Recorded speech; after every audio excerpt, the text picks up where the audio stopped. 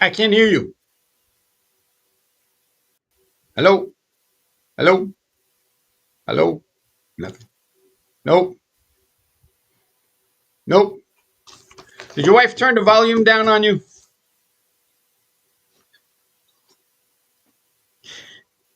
Nothing. The strong silent type. It was working a second ago. Technical difficulties. Please stand by. Okay, Did you pay your electric bill? you know There you what? go. Yeah, there you go. All right. So we are back.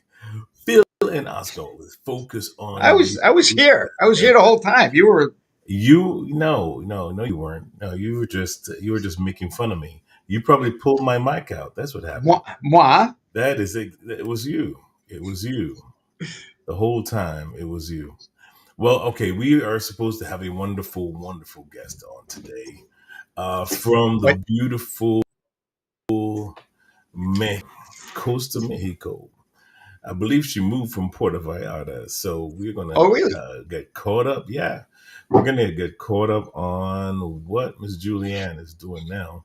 But we have a video to show you, and we'll show you that a little bit later because our good friend Oscar is going to give you a quick update as to what's going on in the legal world of Legal Shield.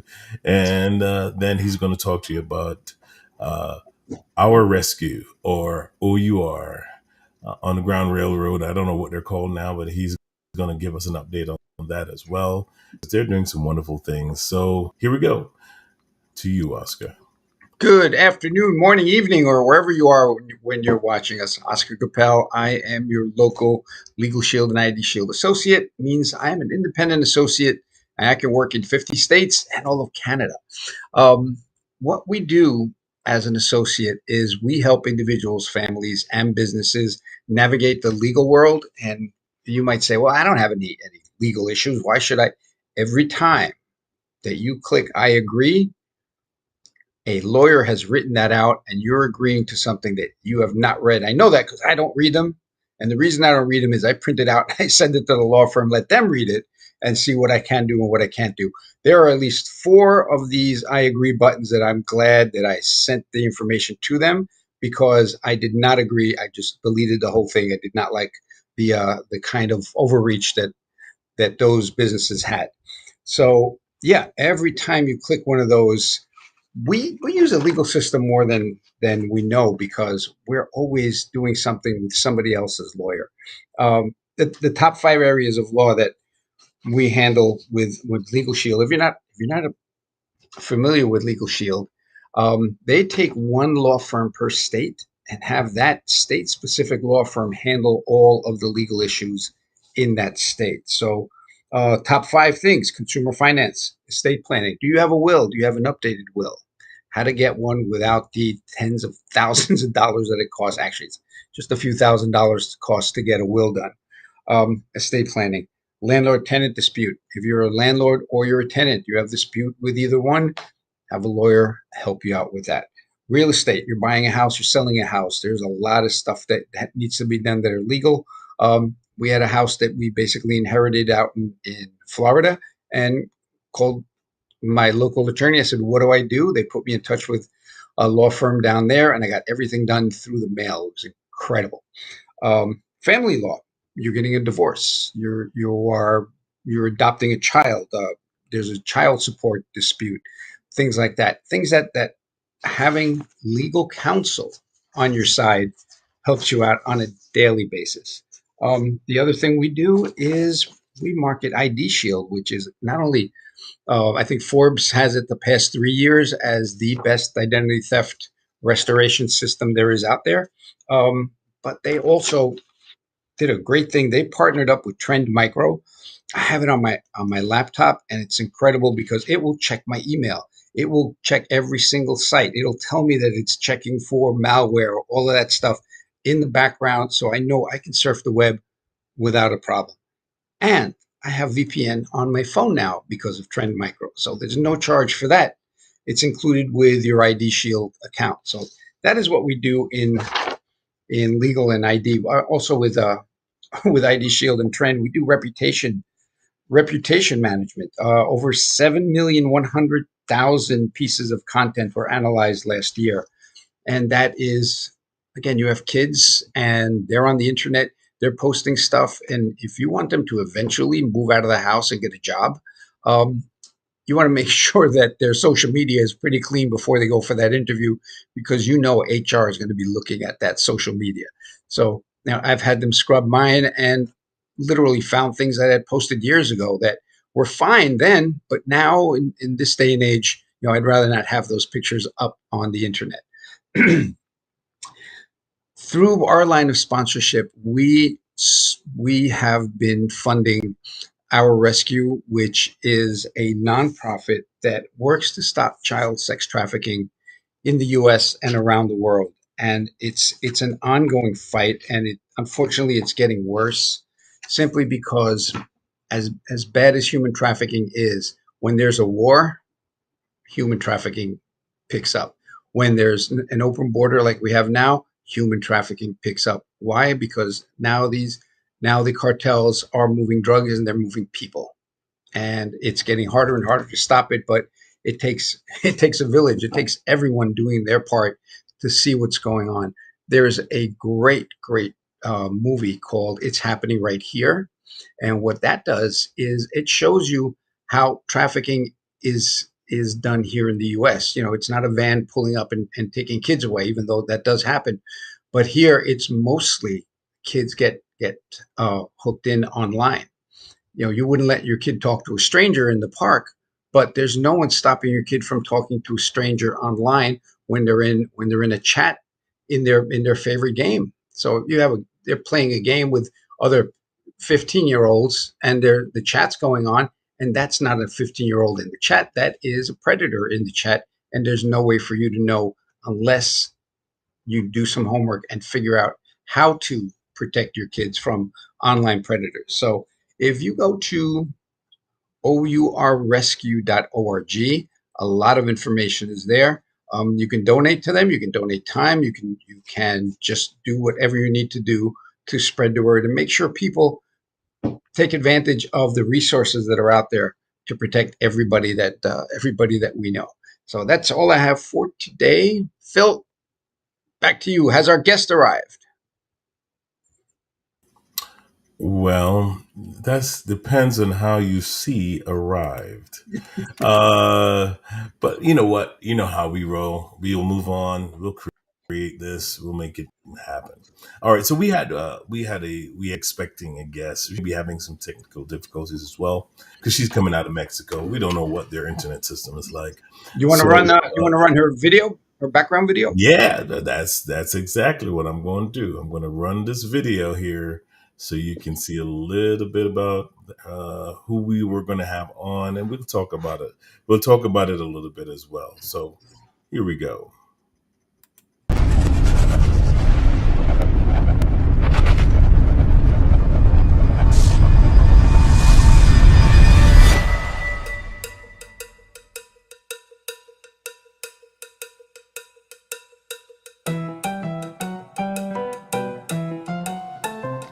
The Vortex TV channel is the place where real people in real time share their real, authentic stories from their soul.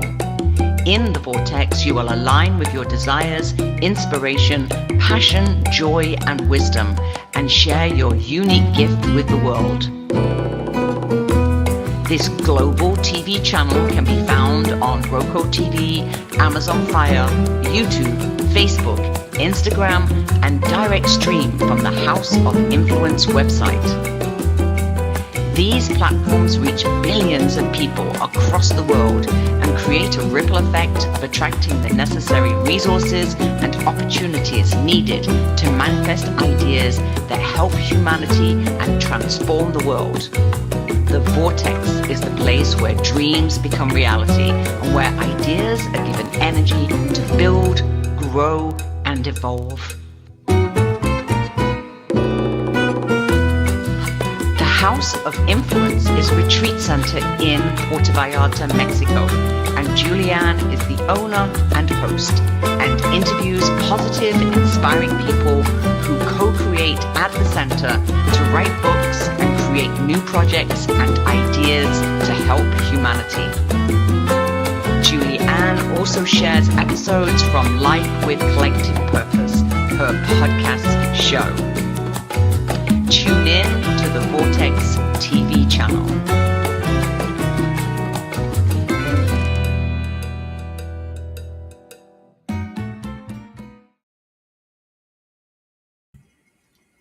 All right. Hey, my dude.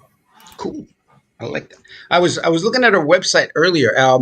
There was something I wanted to ask her. She's writing a book with someone, and the person is working with orphanages, which, a person with no kids working with orphanages, that is dedication.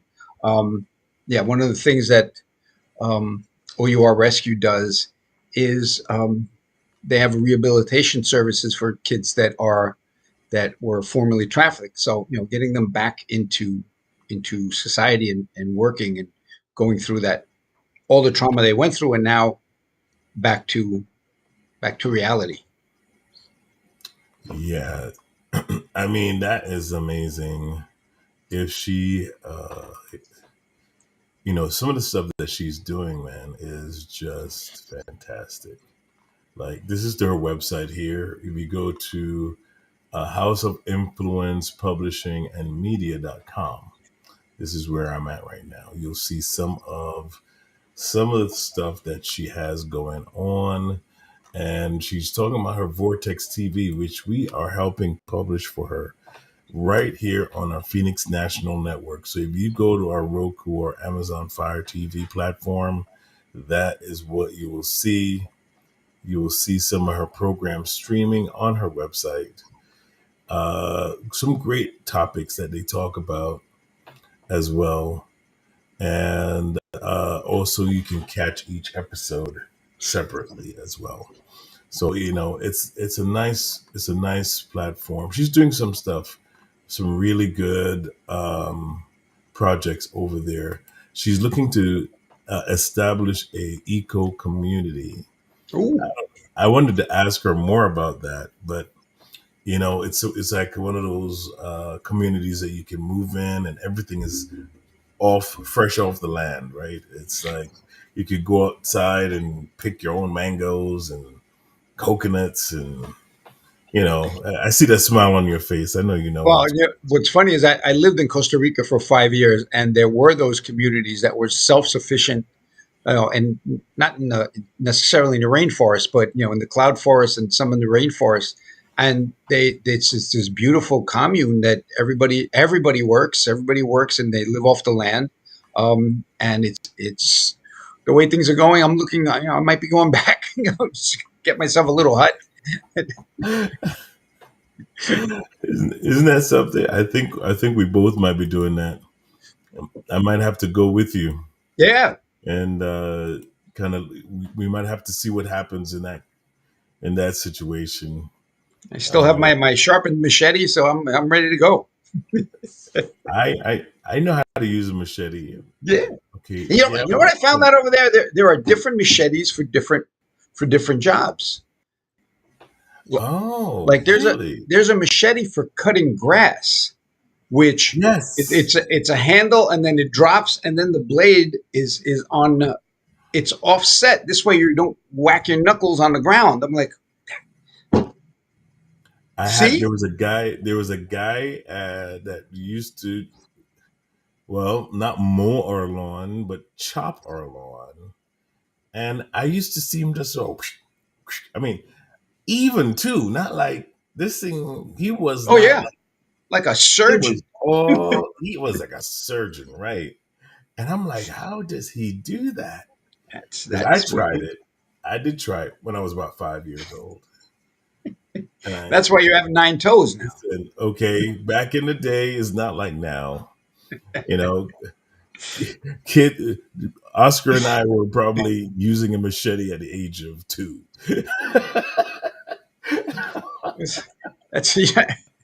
Listen, I learned to cook when I was about like 9 or 10, and a big chef knife, just know how to use it. It It's all was training. survival of the fittest, man. Listen, when we grew up, I think Channel 5 at 10 o'clock used to run this. It's 10 p.m. Do you know where your kids are? They had to remind parents that they have children. I'm like, oh, yeah, I got a kid out there somewhere. Why'd we drink out of hoses? We weren't allowed inside. Say, go find your way. Come back later when the sun goes down. If we were sitting inside for too long, our parents would be concerned. They were like, why aren't you running around right now? I saw this great video. This father's punishing this kid by making him go outside. The kid's like yelling in the kitchen window, I want to go inside. No, go play outside. I don't know what to do. Oh my goodness. I don't have a game console out here. What do I do? He's like, climb a tree. I don't know, dig a hole. I know something, man. Play with a worm, Do something, try to find a snake, something. I mean, we live dangerously, man. We were free range children, basically. I was telling my wife the other day. I said, no, if you saw some of the stuff I put in my mouth as a kid, I'm surprised I'm alive right now. Yeah, I remember telling my father stories of what I'm doing. He goes, please don't tell me these things. I want to be able to sleep at night. Don't tell me what you do out there. You gotta love it, man. Well, we might be the reason why kids are being so protected now. You see those we kids? are the reason. Okay. Listen, even our playgrounds were Darwin inspired. We had monkey bars that the only thing that broke our fall was either concrete or asphalt. Now they got like all this spongy stuff. I know. I mean, I'm like, if you break a leg, you're like, get over it, man. You'll survive. You got another one. Hop. Let's go. Start walking. Like, okay. Walk it off. You remember the slides? They were like steel, and they were in the summer. They were like they were steel. They were hot. Yeah, and they were warmed by the sun. And I think the seesaw was invented by chiropractors, because I think most of my disc damage comes from the damn. You're up on top, and whoever's on the bottom jumps off. And slam at the. Anybody who's listening to this, we're talking about beyond the 70s, like the 80s, right? The 80s, 70s, 80s. This is the age that we're talking about. Well, I grew up in the 60s. Time. I was in the 60s, and that was even worse. Just say it. We played in the street, in traffic. You know, when they say go play in traffic, that's where we played stickball, in traffic. Oh my God. Yeah, basically, the side mirror was second base. I know definitely that we walked a whole lot more. I remember walking for literally, I would walk for maybe an hour and a half and not even feel it. But it was like, okay, it was like a norm. Okay, the bus didn't come. Guess what I'm going to do? I'm going to walk. I found out, after driving, how long I would walk, because I lived in the Northeast Bronx, and my friend and I would walk to the Botanic Garden or the Bronx Zoo. And now I'm like, it's taking me 20 minutes to get there by car. Like, it was a whole day walk down there. Oh, that was fun. That was a fun times. And we had the neighborhood watch, which was the old ladies on the second floor that would sit there and, hey, who are you? What's that kid? You know what? I think that one sec. You got the controls.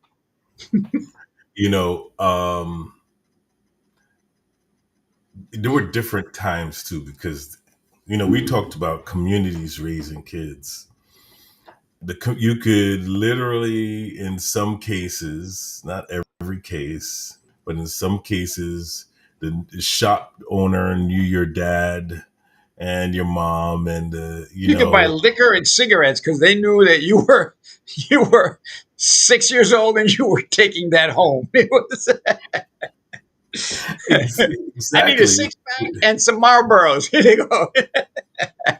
Whatever you came to get, they knew No, man, mom and dad sent you. And in fact, mom and dad probably, told them, "Hey, I'm sending Joey, or in your case, Oscar, to pick up this. You know what to do. They'll yeah, seal the bag, give it to you, and be like, you open this. Your right. father will send you packing." You know what's funny? You say that the neighborhood watch. There was a party at our apartment one day, and there were people drinking beer, and I'm like, I want a beer, I want a beer. My mother, like, she takes an empty beer can, fills it with 7 Up, and hands it to me. And I walk outside. Here I am with a Pabst Blue Ribbon in my hand, walking down the street at 8 years old. And the neighborhood women are like, ah, and they grab it from, take it from my hand. I'm like all mad that they took my 7 Up, and then run me over to my mother and be like, look what your son has. And my mother's great sense of humor says, he only drinks 1 or 2 a day. He's fine. Listen, let me tell you something. I mean, look, in our culture, in Jamaica, where I'm from, our culture, if you're Christian, you don't drink, right? Right. But if you bake it, you're okay.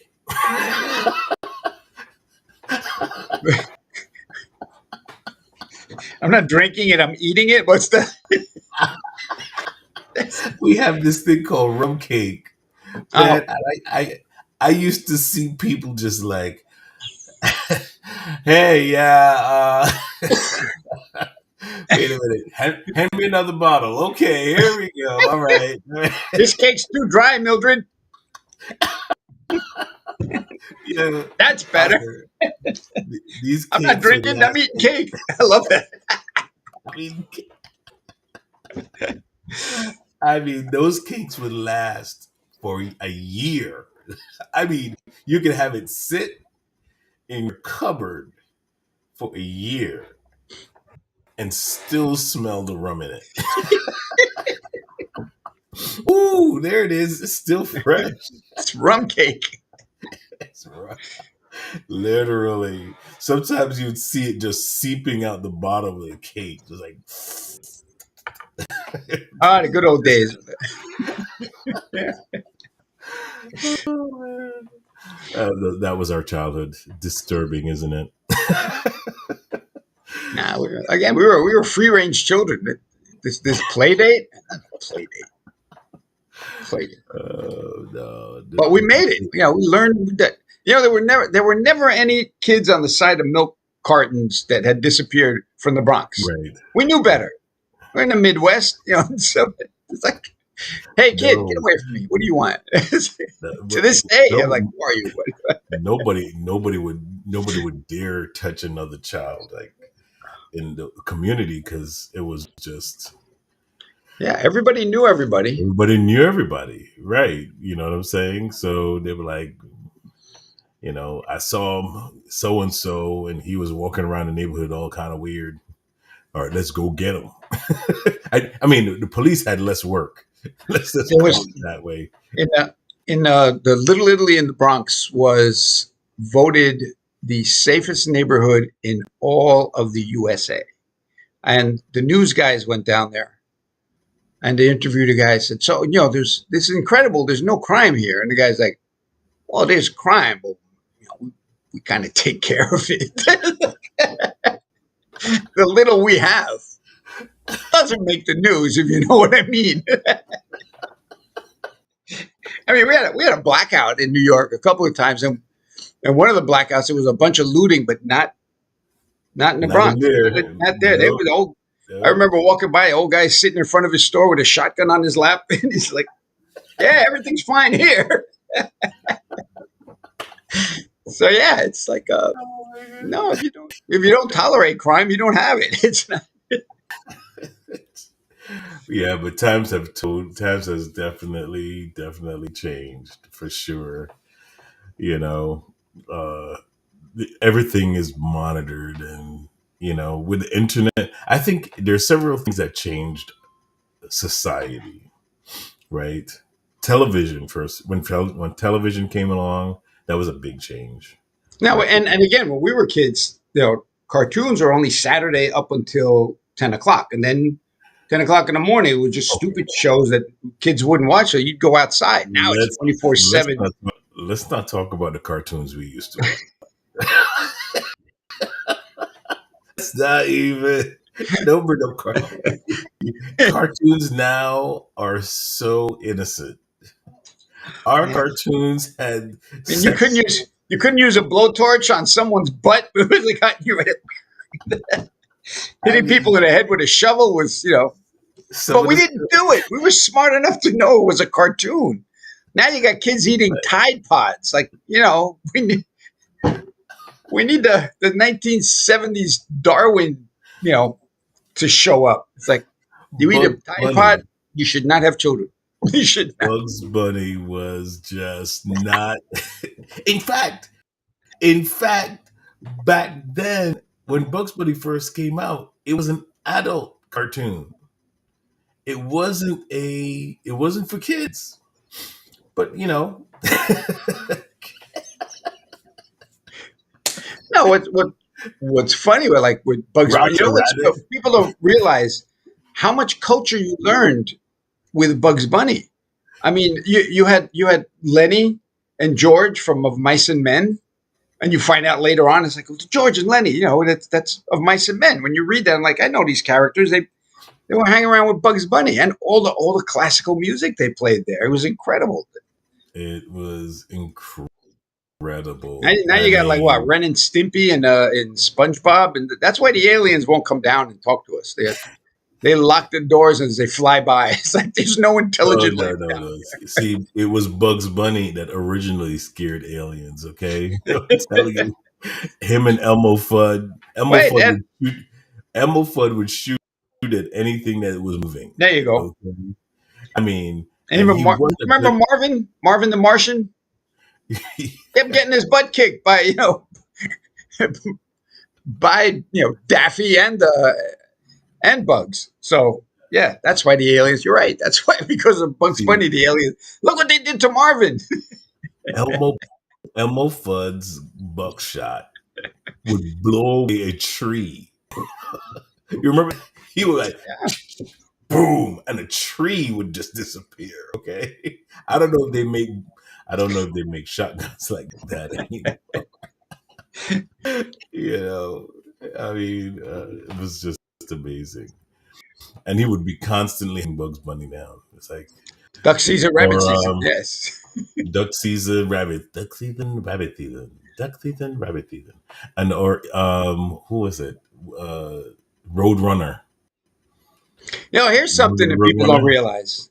Uh, The Coyote was never given credit for being such a great artist.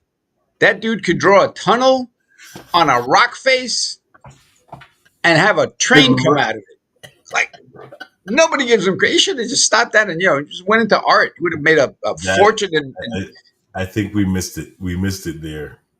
We missed it there. That's for sure. We missed it I'm there. looking at look at that I'm artistic sure ability. somebody is going to be listening to this going, what are they talking about? Bugs All right, Bunny, kids, Roadrunner. your job is to go back to vin- Several generations before now, vintage before vintage Disney. comedy. Like I Oh, tell man. young people now, have you watched like Casablanca? And they're like, what? Ah, it's these are you know what? People now cannot watch Humphrey Bogart movies. No, It is no. so complicated. You need a scorecard to figure out what's going on. I mean, it's an hour and a half or 2 hours with 7,000 characters and 400 plot lines. It's like, wait, who did what? What? Who's that? Uh, is there a storyline to this? It is. You got to go backwards. Like, Okay, who's this guy so they're talking about? An hour and a half in, like, oh yeah, he showed up in the first frame, and that we had to now remember that. part of the we're movie. talking about comedy, right? How has comedy changed from Comedy's not funny anymore. the Carol Burnett show? The stuff that we used to crack up about. Like you said, it was innocent comedy, and Those comedians would have been out of business right now. yeah,